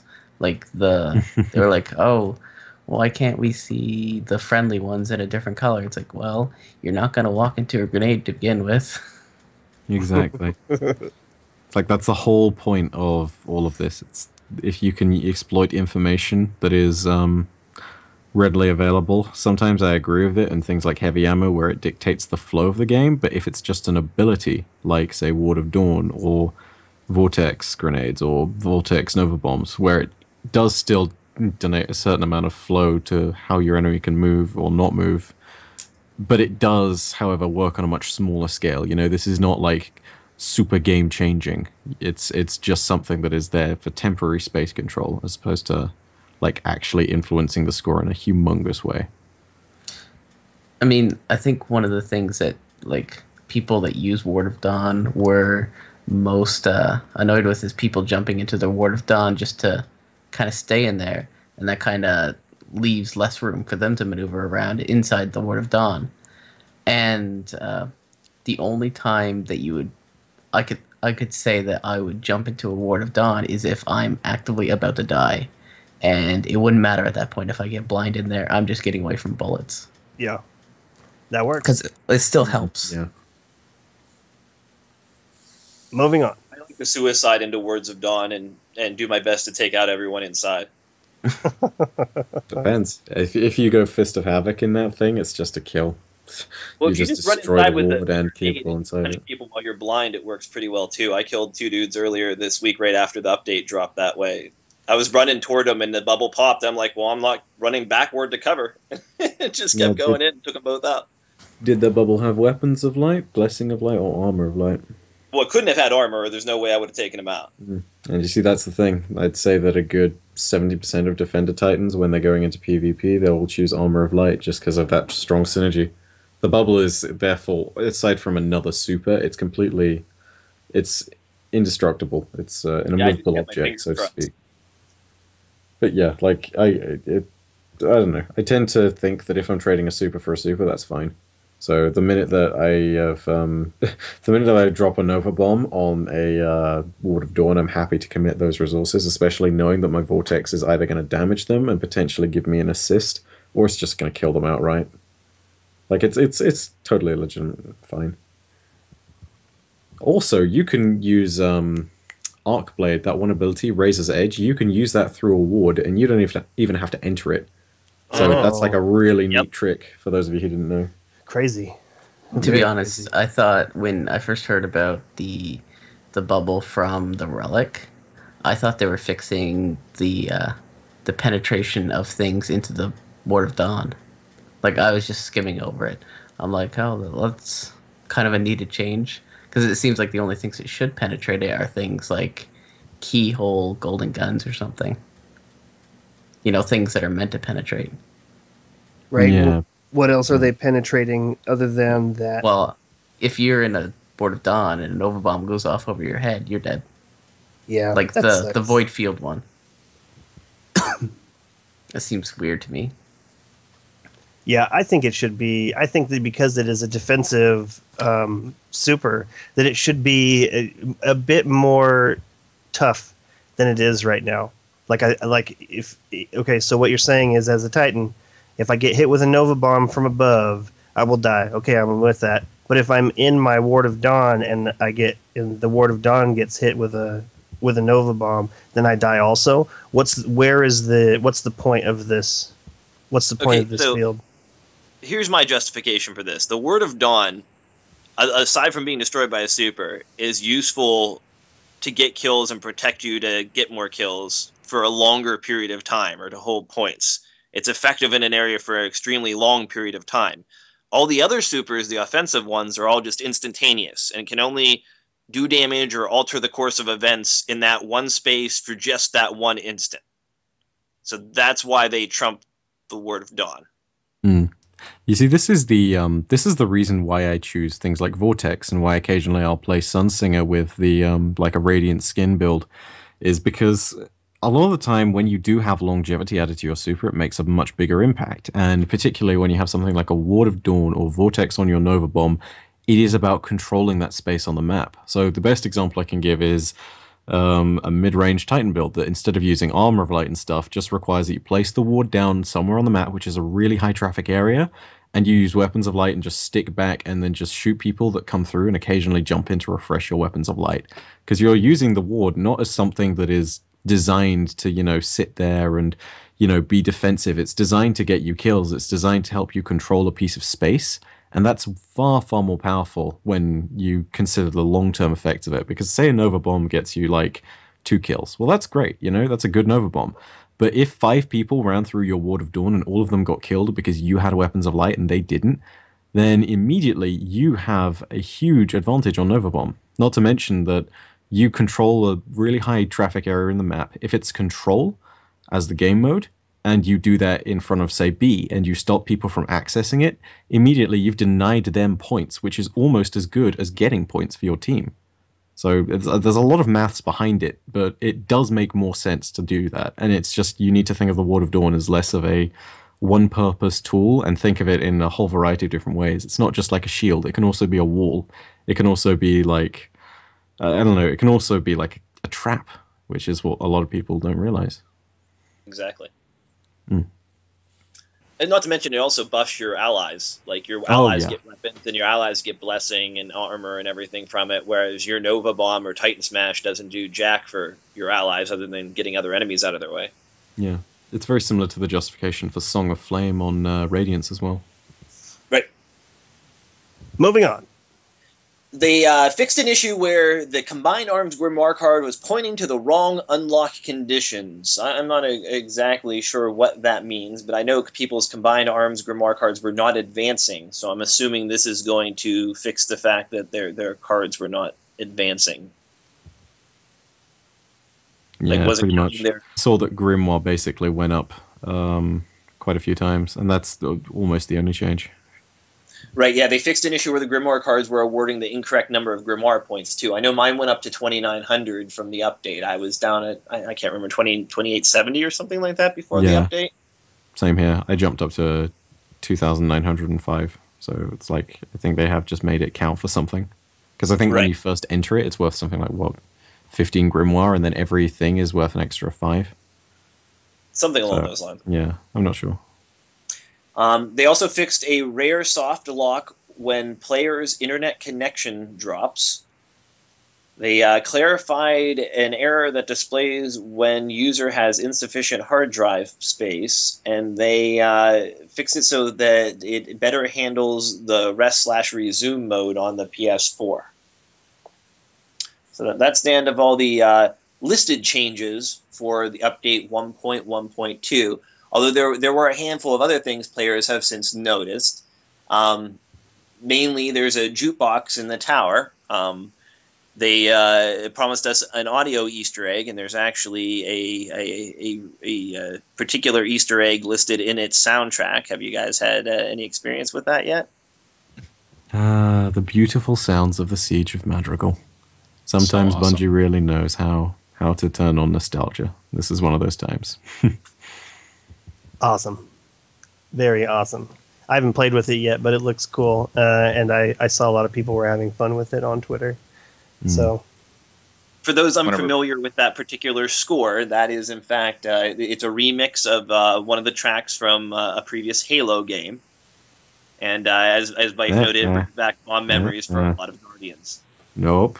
Not from Halo originally. It's played in Halo, but originally it actually comes from Myth. Much older Bungie game. Yeah, it's referenced throughout almost all of the Halos, and it is not actually, Madrigal is not a place in Halo. Madrigal is a place within the world of Myth, which at one point is besieged, and that's the soundtrack that plays. Interesting. There's some Bungie lore for you guys. So yeah, you'll find a number of different tracks, including the Paul McCartney track released earlier this year on the jukebox. So everybody's hoping Zur shows up in the cantina down there, so that everybody can have a dance party this week. And as we noted before, the daily now gives experience to your weapons. Also, the Fang of Ur-Yut has been changed. They previously had spikes that blocked the ammo counter on the weapon model, and those spikes have been removed. So there may be even other undiscovered changes that came along with the update. Have any of you noticed anything like that? I feel like some of the raids are a little tougher, but aside from that, not really much. I don't know. I haven't played enough to see a difference yet. agreed. Moving on. Now we move into the update, and I promised you before we talk more about the purple ball. They brought technical artist Nate Hawbaker to inform us on this new sphere. The purple ball has been reborn, shinier, more metal, but just as purple in spirit. It has captured the hearts and minds of so many Guardians who visit the tower in search of their combat wares. We sought to honor their playful rituals by infusing it with the magic that players have clearly assigned to the second most important sphere in the game. It was really cool. It was really cool finding that ball and watching it glow. Like I generally play with the ball in the tower. It's I don't know what it is about it that causes me to want to go over there and kick it. But recently I've just been kicking it to the edge of the rails and right over into where the other part. That's been a lot of fun for me. But yeah, very cool. It has very interesting texture to it. Like up close, it has that like kind of metal mirrored finish, but it's not just a uniform shine. It's got a very interesting kind of texture pattern on it and everything. They put a lot of detail into it. It's so pretty. Continuing. After that, Bungie moves into what they expect to come up next, update 1.2.0, which includes the House of Wolves. And Bungie assures us that it will impact the experience of every player of Destiny, whether they expanded their horizons or not. So take that for what you will. Do you guys think people who don't buy the House of Wolves will have access to the Reef? Of Yeah. course. No Yes. question. I think that there's an overall story arc that every version of Destiny is going to have, and actually, I almost feel like the House of Wolves will contain more for people who haven't bought the pack, just to entice them in. Like, I don't know exactly how that's going to play out, but I feel like they want to bring more people in. Not that I know a whole lot of people who are playing at this point who don't have, the down below, the down below. It's not like I don't feel like many of those people have that, but I don't know. I feel like this is a big turning point for Destiny. There was the initial release, then there was the first DLC, and then there was this chunk of time where a bunch of people have dropped off because they either have everything that they want, or they've lost interest in chasing what it is that, Hawkmoon they can't have. And so I feel like this is a huge opportunity to really bring people back in. You're going to have all of the people who bought those editions that came with this. I think that those people are. I feel like the whole thing is going to be bigger, and I feel like absolutely people are going to go to that other place, and it's going to be awesome. Anyone else? I don't think there's much more that we can say. Like, there was stuff that came through the Dark Below as well, and frankly, it's no real surprise that we've had like all these opportunities to jump in with some content to the game. I think it's just generally good though. Like, you want to make things accessible, and you want to make sure that when you do have all these experiences you're creating, you're not cutting people off as much as you can. Like, having this little bit of maneuverability and this freedom is really, really good for the play base as far as I'm concerned. River? I got nothing. Okay, it sounded like you wanted to say something. Anyone else? Nope, I said moving on. Okay, moving on. right along these lines, I don't know what their plans are. I mean, I haven't seen any leaked details as far as like what their plans are for selling or charging money for the Comet, or what exactly the Comet will even be. I mean, that's a code name as far as we know, not an actual. I guess it could be a physical comet really coming, but to be honest, it seems like the entire community is still taking the Comet as a sure thing, when it might not actually be in the plans anymore. Well, Like, they did mention another big content drop Coming in the autumn of this year. Yeah. Right, but we don't know if it's expansion 4. Like, they might not even do the Comet. Oh, Like, expansion that might- 4. Let's not jump the gun. Where's expansion 3? Right. I really Maybe feel like it's both together. I feel like we're going to see the Comet in September, and then we're going to see DLC 3 in December, just like we saw the Dark Below, and then we're going to see DLC 4 right about times we're seeing the House of Wolves, and then we're going to psych up for Destiny 2 in the September after that. That's fingers crossed. That's what I'm expecting to see. Well, and I think a part of all of this is just Bungie realizing what they realistically can do.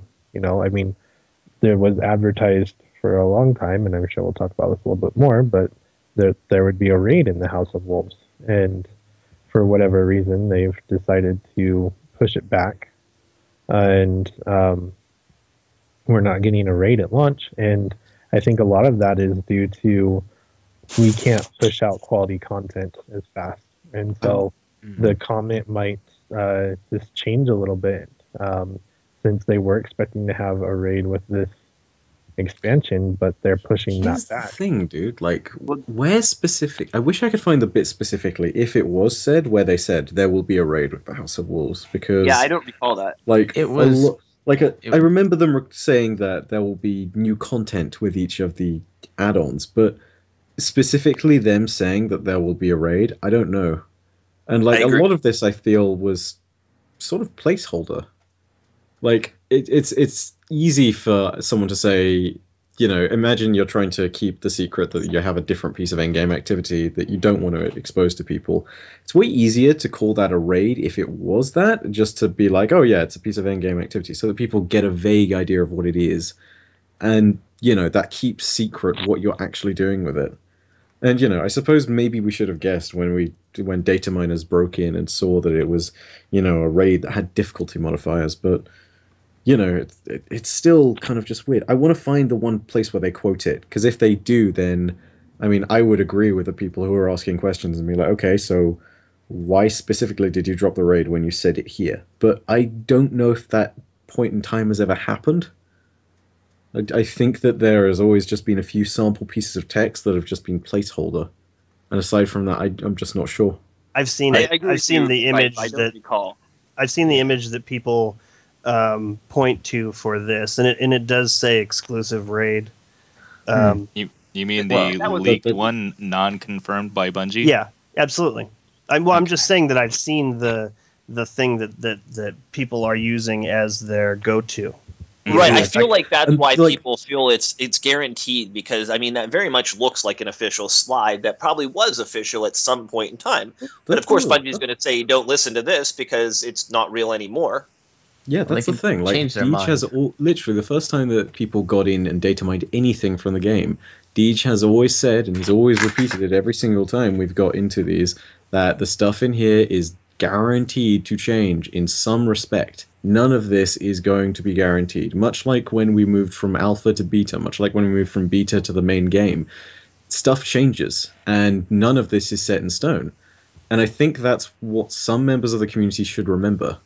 It's like, I absolutely understand the expectation that there should be a raid, and it sucks given how good the raids are that we don't get this kind of content.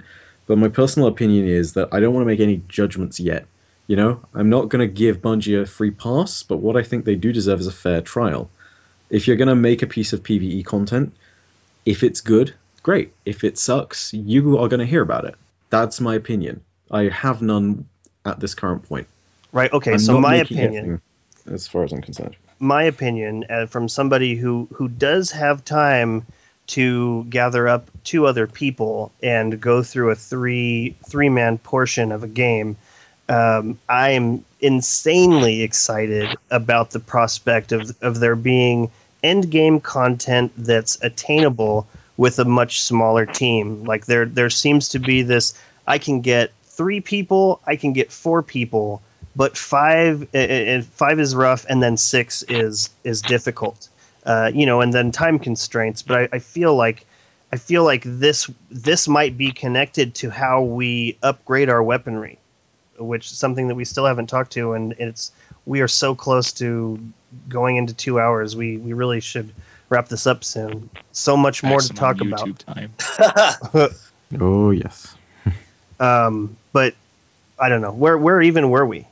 Okay, well, I was just getting into the House of Wolves. Now, we've talked about it a lot here already, but some of the details, along with the trailer that they released, they confirmed that the House of Wolves would launch on May 19th, and they provided a schedule as to when they would release more information. Along with all this, they've confirmed the existence of the Reef, apparently named the Vestian Outpost, the Trials of Osiris, and the new activity Prison of the Elders. They've also talked about the ability to upgrade your gear. If the pictures used for this is accurate, it may include legendary weapons, as the Raid Fatebringer hand cannon is shown.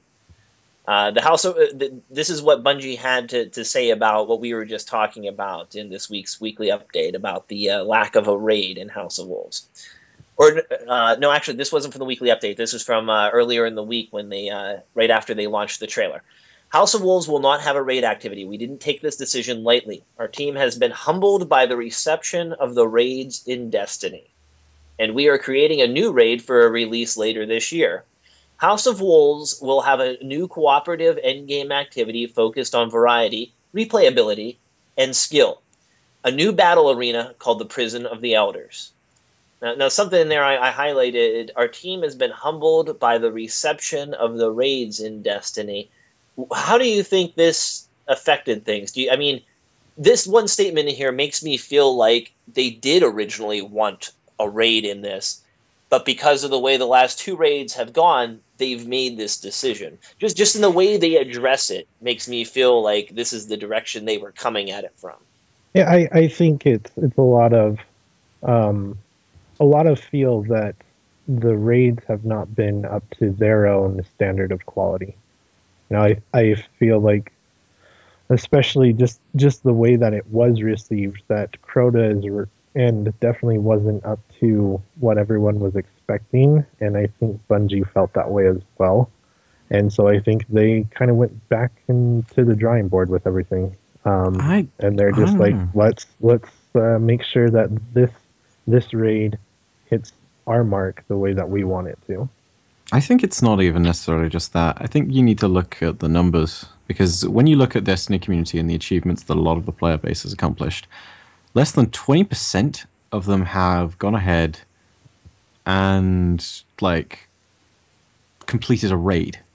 So when you look at that, like 20% of the player base, a huge thing about that, a huge problem, is that you have like some people who are never going to get to this endgame content because they're never going to have enough friends. They're never going to have enough people on their side to do any of this stuff. So when you jump in and you have a smaller activity, it immediately is way more utilitarian.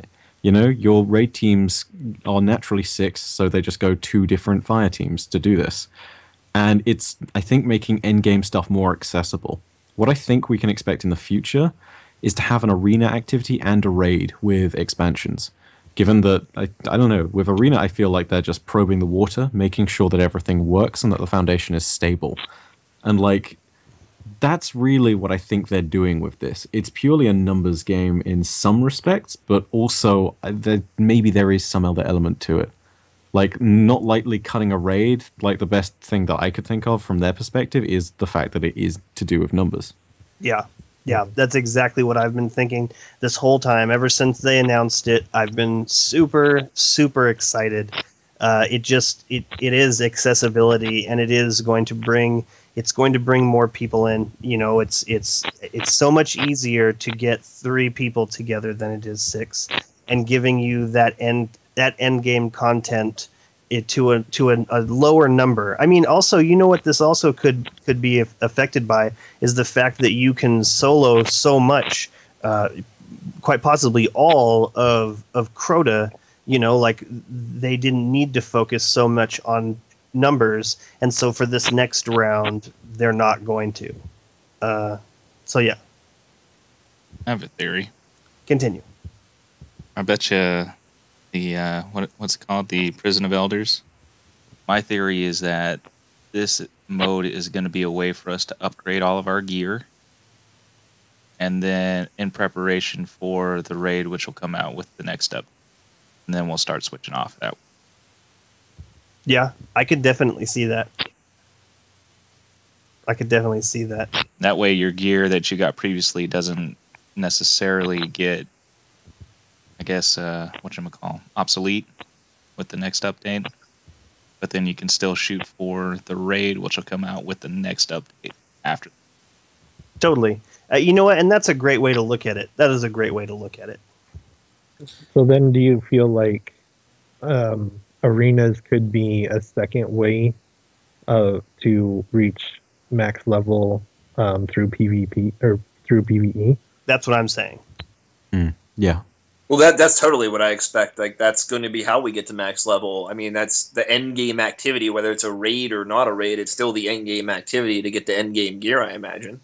Mm-hmm. Right? Mm-hmm. Or it could be the end game gear, or in addition to that, it could be how we upgrade our weapons. Because I could imagine if you went through like the 10 waves or something, here is a nubbin or whatever to upgrade a weapon.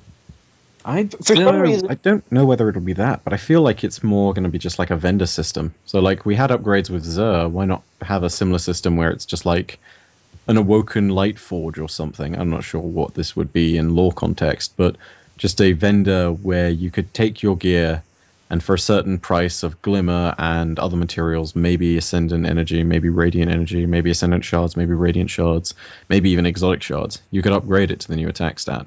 And that does two things. It not only cuts Xur out of the equation and the ridiculous like reset your stat nonsense that was going on before, but also it does one better than that, and it allows you to bring in the legendaries as well. And I think that system would work for both weapons and armor. So if you really did have something that you loved, this also solves the problem of transmog to a certain extent, right? Because let's say you've got a piece of armor that you had from the original set, and that's only brings you up to 27 light. If you can upgrade this to a higher light level, then immediately you have cut out the need to invent a totally new system of transmog, because you can just go ahead and wear that armor regardless of the light level. And I don't know if that would therefore work for rares and commons, but if it does, then you've solved a huge problem in the game. Man, that would be amazing. I imagine Agrios and I had a conversation about this the other day. And do you still believe, Agrios, that we will not be able to upgrade regular legendary weapons? Because I just remembered back to that Bungie employee getting caught in the tower, and he had that shadow price that was 300 going to 365. That's a good point. I want it to happen. I would like it to happen. I have level 300 legendaries that I absolutely love, so I really, really want it to happen. But I have a gut feeling that they're only going to do it to the raid legendaries. I mean, they specifically picture a raid legendary for one, but I don't think that's the only reason. I just have something to do with them wanting you to come back, that if you could just upgrade all the ones you already have, you're not going to go earn the stuff necessarily. I guess it's all a matter of making it cost the right thing to upgrade, though. I guess it's all about balancing that. Okay, and that's why I think that this particular upgrading is going to be placed behind the wall of this arena. Like, I feel like by still making you have to go through the end content to get the best gear, you are ensuring that nobody levels up too fast or that it's too easy. But at the same time, you're taking it down from, instead of having to find 6 people, you only have to find 2. Instead of having to find 5, you only have to find 2. River, what are your thoughts on this? You guys are pointing out everything. I have nothing else to say on this for right now, because you guys are making some really good points. I love it. Right, I can't wait.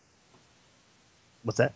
I was going to say, I agree with both of you. I agree with what Bife had to say. Is I believe there'll be a vendor of some sort. I mean, whether it's Xur or not, I hope it's not Xur, so it's not on the schedule. I have a sneaking suspicion it might still be Xur. Don't know, but it's still. I feel like it'll be something like you go to that arena and you'll earn a special thing. Like I think it might even be quest line related. They seem to be liking these quest line things, and they've made changes to UI to make the quest more visible and easier to handle, which makes me believe, we're going to see a lot more of that.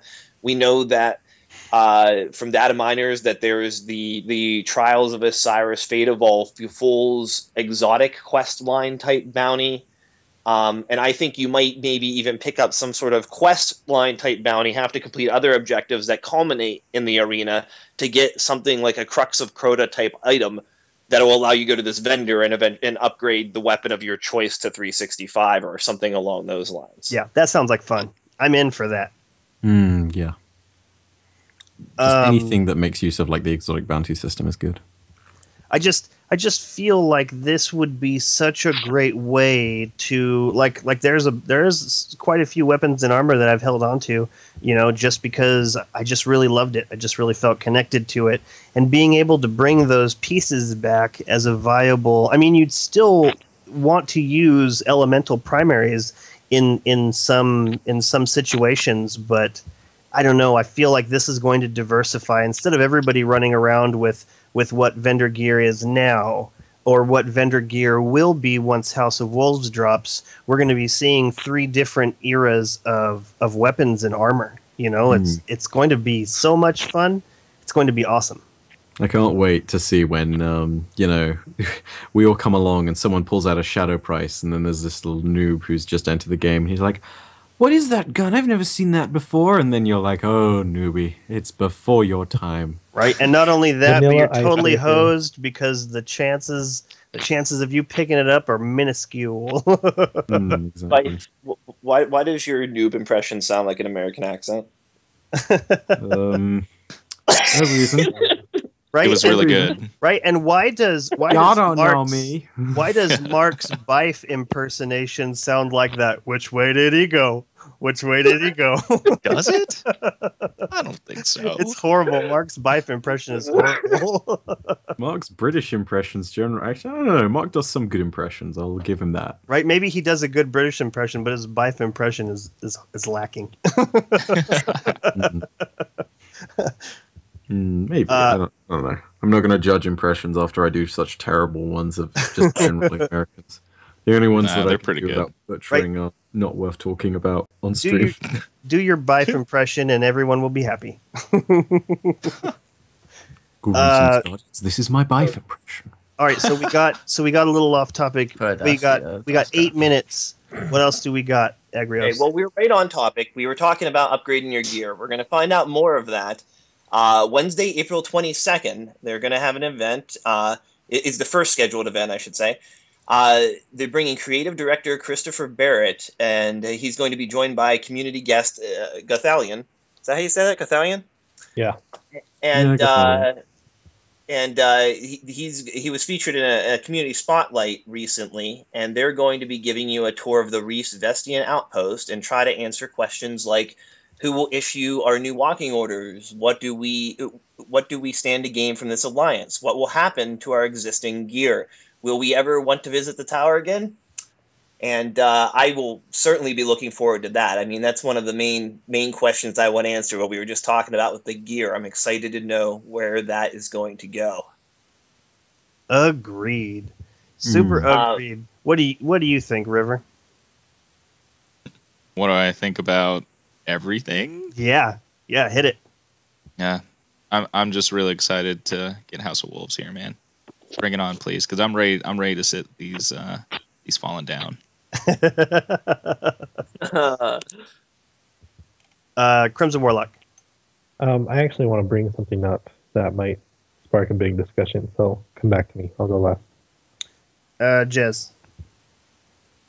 I find it funny that everyone avoided the question that I completely missed the question. I was waiting for their answers in order to form my own opinion. That's Brilliant. a good opinion. Brilliant. What do you think, Bife? I couldn't have summed it up better than what was earlier said. I'm just looking forward to things. I'm excited. No more can be said than I am excited to kill Fallen. That is all. All right, Agrios, and then moving on. I'm most excited to see what their plans are for the future, where they want to take this. I feel like the Dark Below was written in stone before the game ever launched halfway. You know what I mean? I don't feel like there was a whole lot aside from minor changes the community asked for. They did do a lot of minor changes, but I feel like most of that had to already be, kind of laid out to a degree, well in advance. The House of Wolves, they've had a lot more time to mill over everything that's happened since launch, and I'm hoping to see that reflected in the type of gameplay that we get. That's a really good point, and I totally agree. And we'll find out a lot more, because following the April 22nd event, they have another one on April 29th, which will cover the Trials of Osiris. Real excited about that. That gear looks awesome.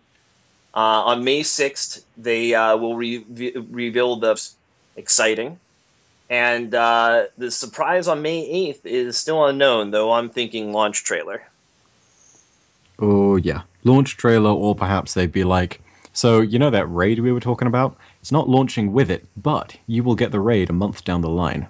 And this is a teaser for it. Okay, so that's like the most optimistic scenario, though.